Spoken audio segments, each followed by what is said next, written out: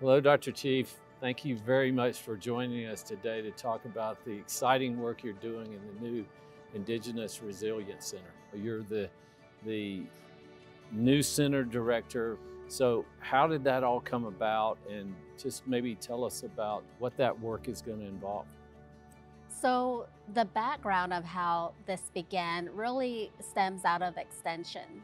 So, going into the communities, asking what the challenges are, building upon different areas of environmental challenges. Indigenous communities have unique impacts that they will face as a result of climate change that really links into their deep connection to the environment, both with their livelihood and their spiritual beliefs, but also the severity of those impacts in tribal communities.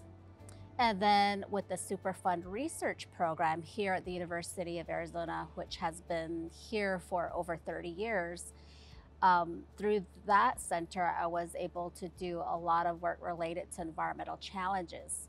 So, one really clear example of that is the Gold Key mine spill of 2015, in which the University of Arizona was able to respond quickly, to bring a team together to be out there, work with the tribe, collect environmental data, talk to the community members and their impact, which was very instrumental to elevating the voices and concerns of the tribal communities after an environmental disaster. And then most recently, we received a $3 million from the National Science Foundation to build a program here at the university to engage students in those community-based projects. And now we have 38 graduate students from all disciplines, primarily STEM, from engineering, science, and we have a few from the social sciences to be trained in how to work with indigenous communities, both respectfully, with cultural humility, and to have a transdisciplinary training that goes across engineering and sciences and social sciences to work collaboratively and become the leaders to address the challenges in the food, energy, water nexus. Yeah, that's what's really exciting about this center because you're in a college, you're part of the extension program, but the center goes across the entire university. So you've got to work with many different disciplines across the university. What about the health aspects of your work? How it affects indigenous people? Certainly, we know climate change, food insecurities, the extreme heat, the drought, the flooding, things that are happening. I always look at it, there's a social justice aspect to it, but there's also a health aspect to it.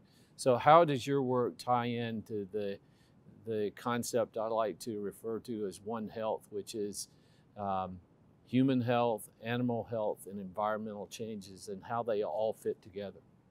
I think you said it perfectly, President Robbins, in that we need to look at the challenges holistically. And that's what we learned in the Gold Key Mine Spill Dinda Exposure Project, where the people kept saying, we need to look at this from a holistic perspective. And that includes the health of the people. So we looked at biomonitoring of individuals 9 months after the spill. And that happened as a result of a collaboration with the School of Public Health. And in the Indigenous Resilience Center, we are looking at environmental challenges, but know very clearly that this involves health. And so we plan to collaborate across to School of Public Health, School of Medicine, and with other existing centers on campus that already do a lot of work with Native Americans in the area of health, like the Native American Research and Training Center, the Cancer Center. And so this will continue to stimulate those types of collaborations. You're one of the truly global experts in your field, and you decided to stay here at the University of Arizona to lead this center. What does that mean to future students like yourself? If you can think back all those years, there must have been some mentors in your life that helped you to get to Stanford. But what about the role that they can see themselves in you? Our students can see not only the students who are already here, but even back in the nations. How do we reach the students who are in junior high or high school and say, this is important work. You can come get a world-class education. You can do this work, and you can go back if you choose to your nation to serve.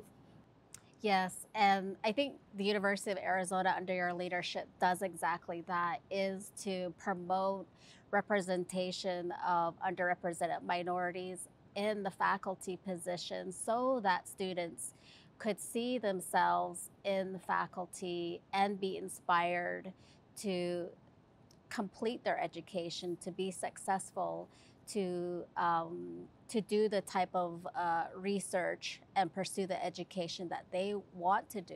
For example, the presidential postdoc initiative that you're leading right now with a consortium of universities, I believe that has one of the most impactful experiences for an underrepresented minority to be able to see all these programs on campus that provide mentoring, that provide community-based experiential learning, to have that connection with communities, to have world-class faculty who are the first in their communities to lead these types of efforts. So I want to thank you, President Robbins, especially for a lot of these new and exciting initiatives that you've brought to campus so far. It's been an honor to be a part of this, and I think that this postdoctoral scholars program is going to be really, really important because I think you will be able to attract some incredible postdocs to come and work with you, and the hope is that you get to know them, they get to know you and the institution, and that we can keep them here and grow our faculty. It's one way to do it. Another way is to go out and hire people and cluster hires. So that's really important. I know the provost and I are both committed to this pathway, and I'm just excited about this. Thank you so much for taking time out of your busy schedule to be here.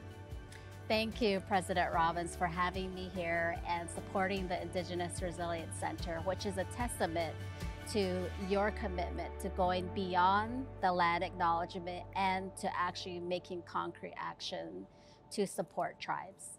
Thank you.